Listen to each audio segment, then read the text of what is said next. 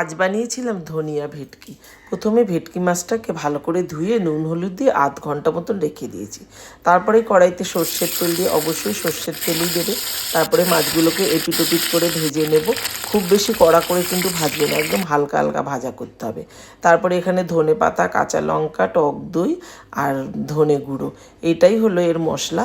তারপরে ফোড়নে দিয়ে দিলাম ধনেটা একটু পুড়ে উঠলে তারপরে দিয়ে দেবো এখানে 2 চামচি মতন রসুন বাটা। রসুনটা একটু ভাজা ভাজা ভালো মতন হয়ে গেলে তারপরে এই যে মশলাটাকেও দিয়ে দিলাম।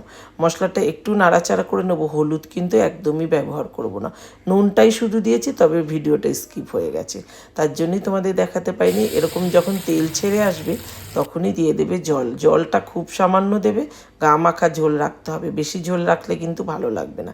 তারপরেই ভাজা মাছটাকে দিয়ে একটু ফুটালেই নামিয়ে নেব।